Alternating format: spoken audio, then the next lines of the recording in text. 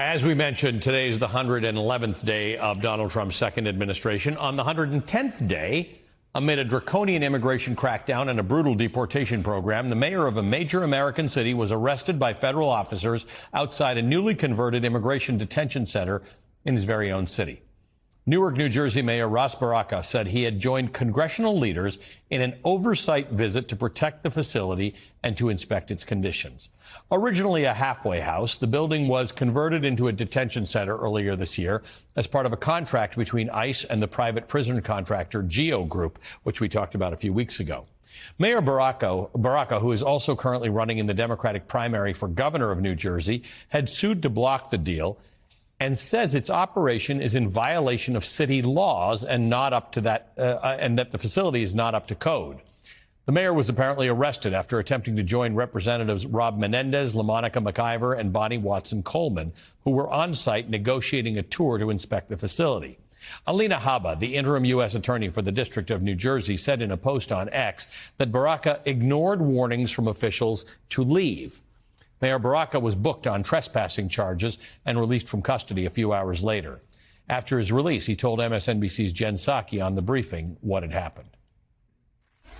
Obviously, I will confer with my lawyers to figure out what's the best pathway forward on this. I think they completely violated my rights. I'm the mayor of the city. I have the right to go anywhere in this city, particularly in places where I think our laws are being violated. In a statement, Homeland Security Assistant Secretary Tricia McLaughlin wrote, members of Congress storming into a detention facility goes beyond a bizarre political stunt and puts the safety of our law enforcement agents and detainees at risk. Members of Congress are not above the law and cannot illegally break into detention facilities. Just keep that language in mind for a second. Storming and breaking into. I'm going to address that in just a moment. Notably, the DHS statement doesn't even say anything about Ras Baraka or his arrest, or that he says he and members of Congress were standing outside the facility's gates at the time of his arrest. This incident, like the arrest of a Wisconsin judge last month, is not about one person's arrest. It's about what's happening to people who are seen as standing in the way of Donald Trump's deportation program. It's a flashing red light of what could lie ahead. Joining me now to give us more clarity on what happened is the Democratic Congresswoman Bonnie Watson Coleman of New Jersey. Congresswoman, great to see you. Thank you for being with us. I thank you so much for giving us the opportunity to have this discussion. It's so vitally important that the people in this country know what's really happening and know it from people who are actually being affected by it and see it.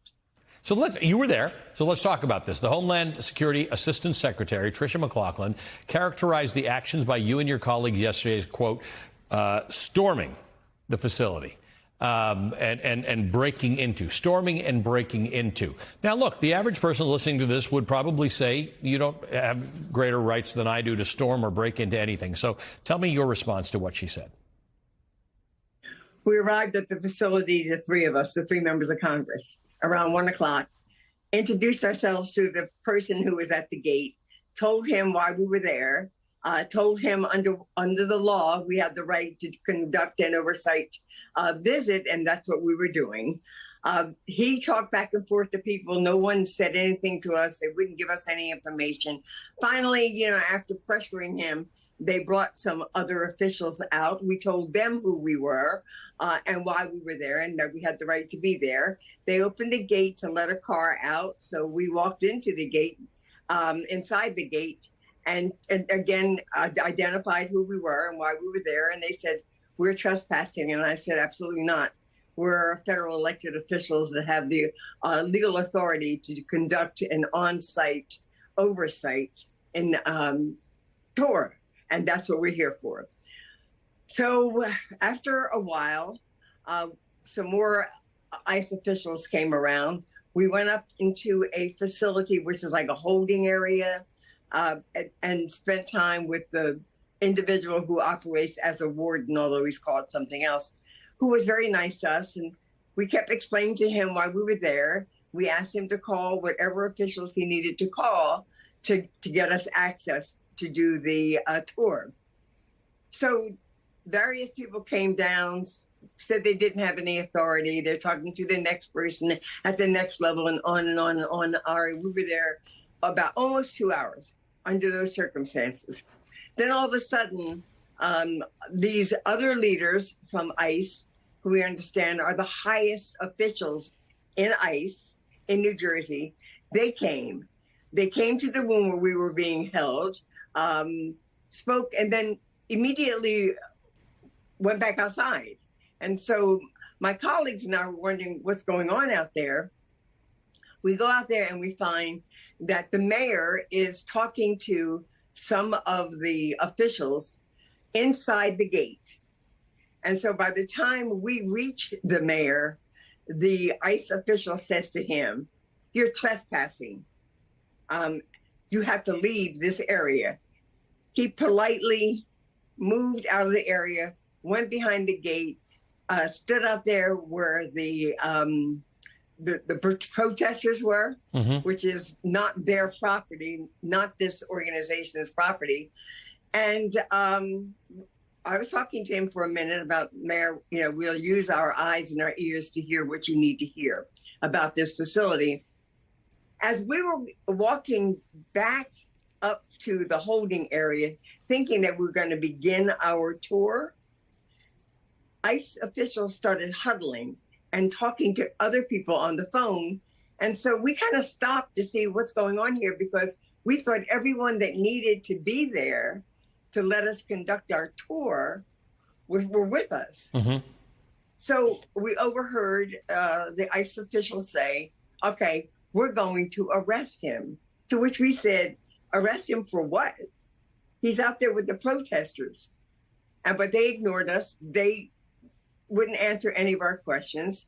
So when they opened the gate to go with their 20-some weaponed officials out there, the three of us, the three members of Congress, went out there to shield the mayor. And then it was just chaos. And it was very disturbing. There was no reason for doing this. There was no reason for locking up the mayor. The mayor was not trespassing. I don't see how this is even a legal arrest. And now they are trying to say that there were other things going on, which are not true. But, I'm so used to this administration at the highest level with the president lying every time he opens his mouth. I think he's given those people that work for him the okay to open their mouths and lie, because I know two things. Number one is that ICE officials were there on the ground with us. We subsequently did do our tour. And number two, they were talking to people at a higher level than they were. So I don't know if that's the Department of Justice, Homeland Security, the U.S. Attorney. I don't know who it was, but they were getting instructions to make something out of this that need not happen. Right. That's my question, because we were looking at the video. You said you huddled around Mayor Baraka. You're a powerful woman, but you're not the biggest person I've ever met. You were surrounded by a bunch of biggish people who had weapons.